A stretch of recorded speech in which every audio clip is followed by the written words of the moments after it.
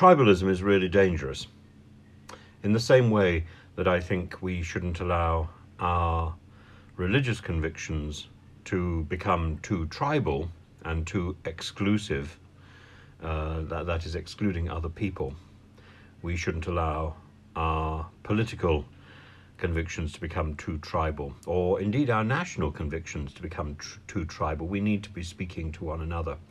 I remember when I was a student years and years ago, I was taught by two people who were extraordinarily bang on this, and their sources were all very old. The first was Sister Benedicta Ward, and she was responsible for a book called Apothegmata, which I think she'd written just before she became my tutor.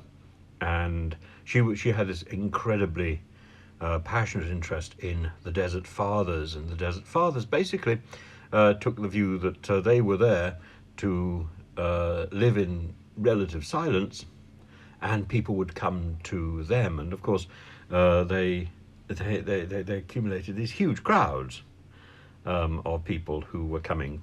Could we be alone with you?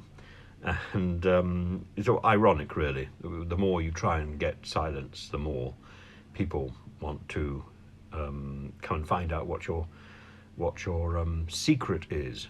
The secret is silence. Silence may be the door that we enter, but what we're looking for is serenity, and serenity can be found in noise in the city as well as in the desert. And of course the other person who dominated my student days and then subsequently was Bishop Kallistos, Metropolitan Kallistos, who sadly died a few weeks ago. And he was the translator of the English edition of the Philokalia, and that really is the spiritual center of Mount Athos, and the almost a handbook of hesychism. That is again the idea of silence, the idea of waiting for God, and being ready. And there are many traditions. The Greek and Russian rosary, the little black wool beads, the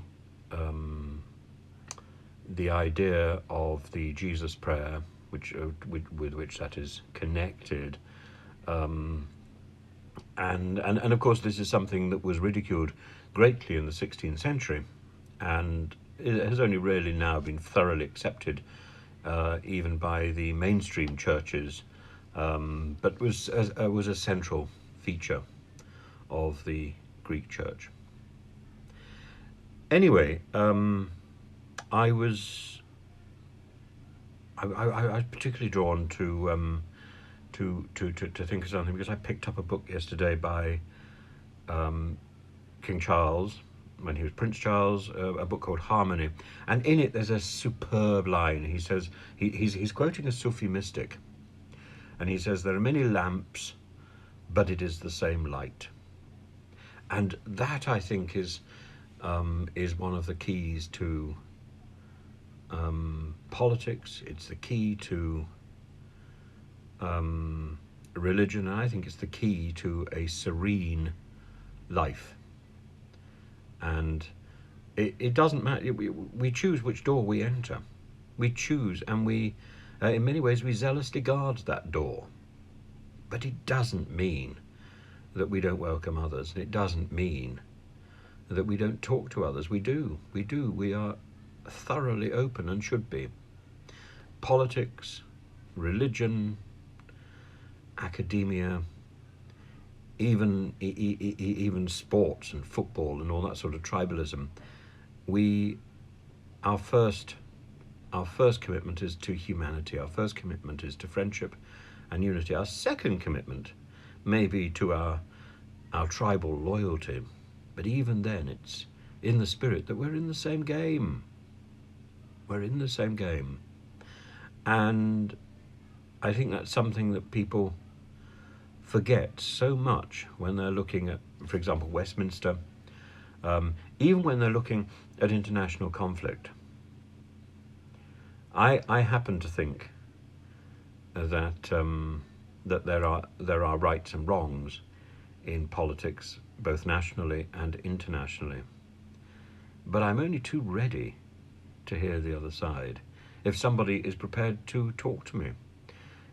If all somebody else is going to do is bang on the table and repeat slogans, I'm not so interested, really.